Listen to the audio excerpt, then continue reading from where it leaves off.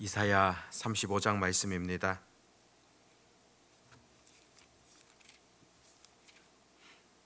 이사야 35장 1절에서 10절까지 말씀입니다. 같이 하나님의 말씀을 읽도록 하겠습니다. 광야와 메마른 땅이 기뻐하며 사막이 백합화같이 피어 즐거워하며 무성하게 피어 기쁜 노래로 즐거워하며 레바논의 영광과 갈멜과 사론의 아름다움을 얻을 것이라. 그것들이 여호와의 영광 곧 우리 하나님의 아름다움을 보리로다. 너희는 약한 손을 강하게 하며 떨리는 무릎을 굳게 하며 겁내는 자들에게 이르기를 굳세어라, 두려워하지 말라.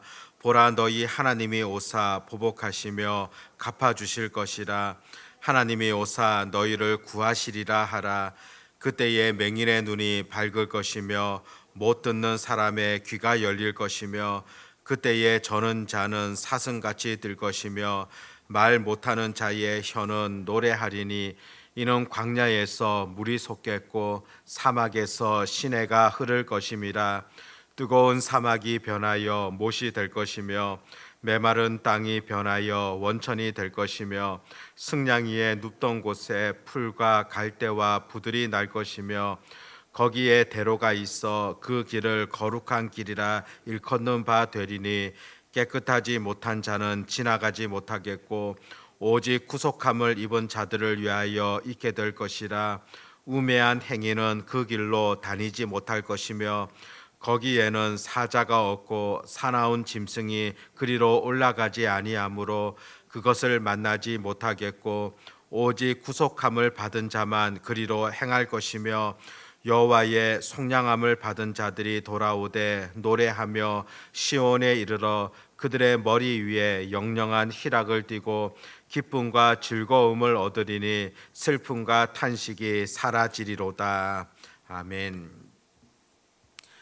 이사야서 35장 같은 경우에는 훗날 믿는 자들이 가게 되어지는 그 천국에 대한 그런 묘사들을 볼 수 있습니다.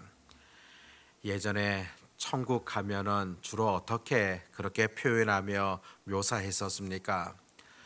찬양 가사에도 보면은 화려한 맨션이다, 또 황금길로 포장되어졌다, 온갖 화려한 보석으로 가득한 그런 곳이다, 그렇게 찬양하며 불렀던 기억이 있을 겁니다. 그런데 하나님이 만드신 천국 과연 그렇겠습니까? 사실상 인간은 그 천국에 대하여서 제대로 표현을 할 수가 없습니다. 인간이 어떻게 천국에 대하여서 표현할 수 있으며 또 그것을 어떻게 말할 수 있겠습니까? 그러다 보니까 이 땅에서 가장 좋은 것들, 또 이 땅에서 누리고 싶은 것들, 그것을 표현하면서 천국을 묘사하는 그런 경우들을 보게 됩니다. 사실 대단한 것, 위대한 것을 보게 되어진다면 우리의 제한된 언어로서는 표현이 불가능한 겁니다. 예를 들어서 우리가 자연의 아주 위대한 모습들, 그것을 보았을 때도 사실 어떤 말이 필요치 않습니다. 그냥 입만 벌리고 그냥 대단하다는 것으로 반응한 그것이 최고의 그런 찬사이지 않겠습니까? 가장 위대한 것에 대하여서 우리가 죄성을 갖고 있는 우리 인생들의 언어로서는 도무지 표현이 불가능하다는 것입니다. 오늘 이사야서 말씀 속에서도 천국에 대해서 묘사는 하고 있지만은 구체적으로 어떤 모습이다 그렇게 말하기보다는 우리가 이해할 수 있는 범위 안에서 근본적인 그런 모습들에 대해서 설명하는 것을 보게 됩니다. 그래서 1절과 2절 말씀에도 보면 기쁨이 있다, 즐거움이 있다, 그렇게 지금 전해주고 있습니다. 사실상 천국의 모습에 대하여서 우리 인생이 갖고 있는 그런 언어로 표현한다면 기쁨과 즐거움이다, 그것으로밖에 표현할 수 없다는 것입니다.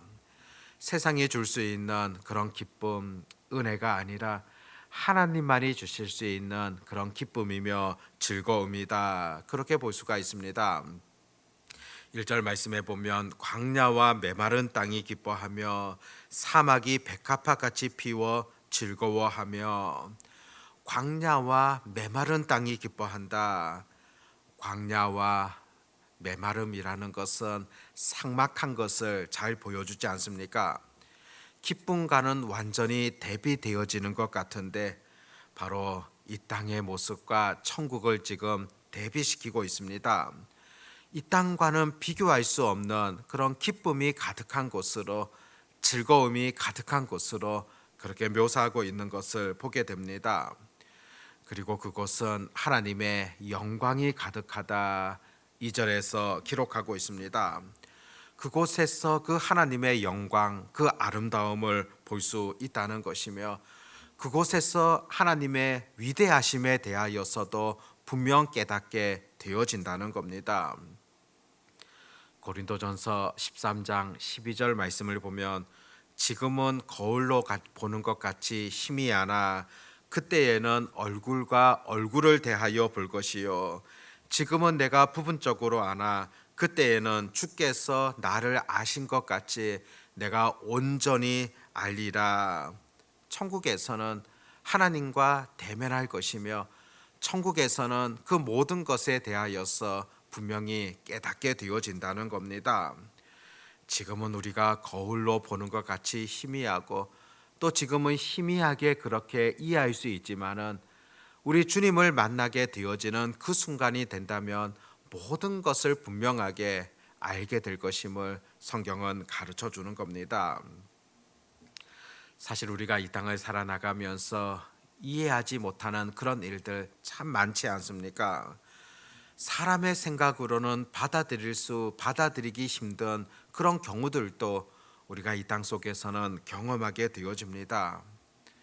병으로 일찍 떠나게 되어지는 그런 사람들, 또 의인들이 고난을 당하는 그런 부분들, 또 어린 영혼들이 괴로움을 당하게 되어지는 그런 부분들, 여러 면에 대해서 이해할 수 없는 그런 점들 우리가 많이 보게 되어지지만은, 지금은 분명히 깨달을 수 없지만은 하나님을 배우게 되어지고 하나님을 만나게 되어진다면은 그 모든 것에 대하여서 분명하게 깨닫게 되어지는 그런 순간들이 미래의 우리 가운데 임하게 되어진다는 겁니다. 그리고 중요한 것은, 천국 하나님의 나라라는 것은 하나님과 교제하는 것에 있습니다.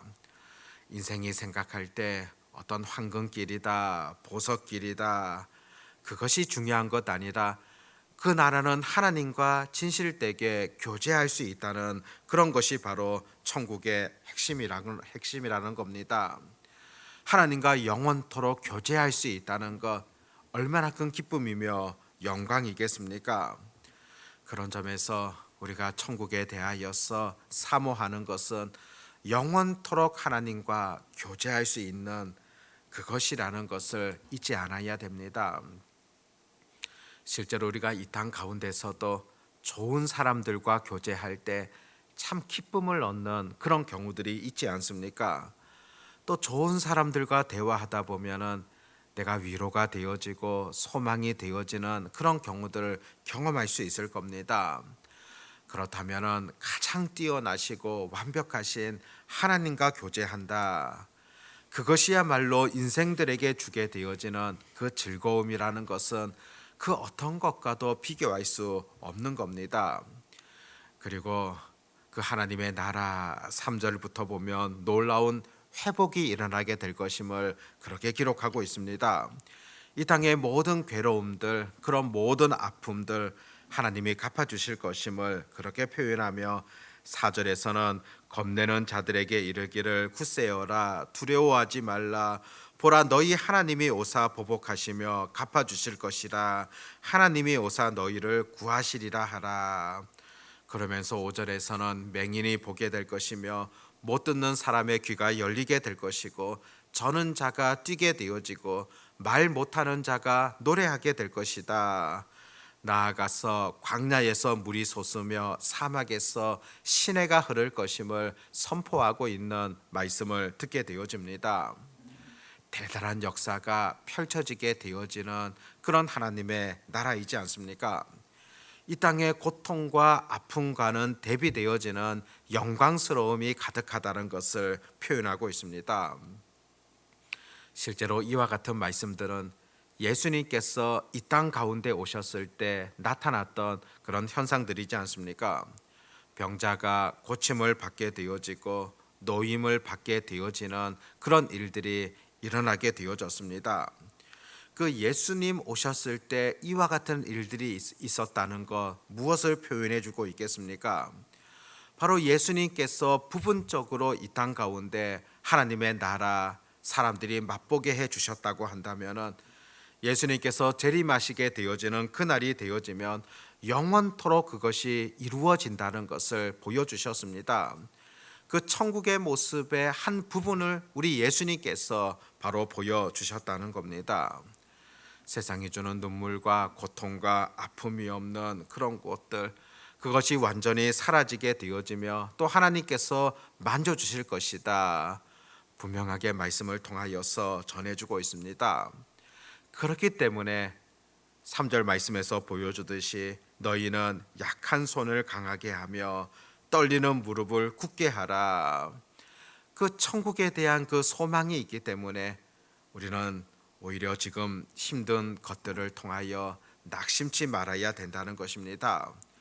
약해진 손에 대하여서 더 강하게 알 수 있는 그런 마음들이 필요하며 또 더욱 굳게 하라는 것을 오늘 말씀은 우리들에게 전해주고 있습니다. 바로 전적으로 하나님을 의지하며 또 믿음으로 살아가려는 그런 가르침이지 않습니까? 8절 말씀부터 보면 그 하나님께서 만드신 그 나라, 어떤 사람들이 들어갈 수 있는가에 대하여서 표현하고 있습니다. 8절 말씀을 보면은 거기에 대로가 있어 그 길을 거룩한 길이라 일컫는 바 되리니 깨끗하지 못한 자는 지나가지 못하겠고 오직 구속함을 입은 자들을 위하여 있게 될 것이다. 깨끗하지 못한 자는 들어가지 못한다. 구속함을 입은 자들이 들어가게 될 것임을 또 9절에서도 동일하게 그렇게 표현하고 있습니다. 또 10절에서는 속량함을 받은 자들이다, 또 그렇게 기록한 것도 보게 됩니다.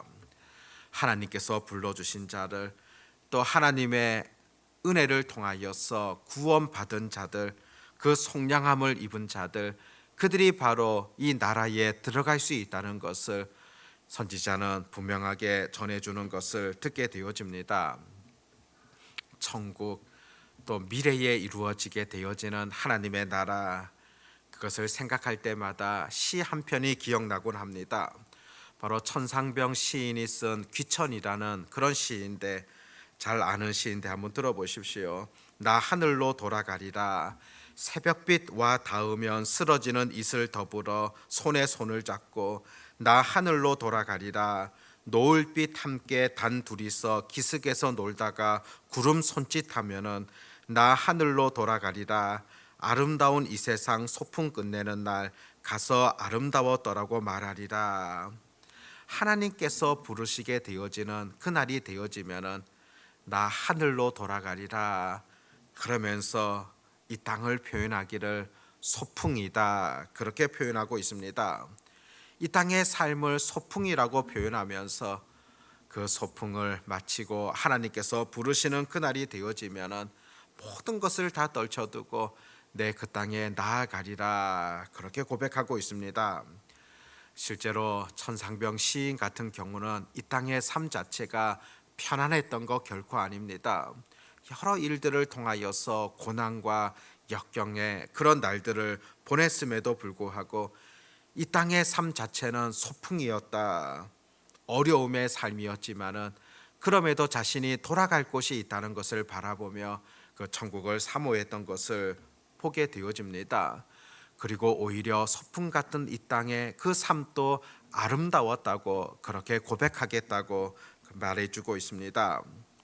사실 우리도 이 땅의 모든 소풍의 생활, 또 나그네의 생활, 어느 순간에 하나님께서 부르신다면은 다 접게 되어지고 우리도 그 땅에 가게 되어지는, 그 기쁨의 땅에 이르게 되어지는 그런 존재이지 않습니까?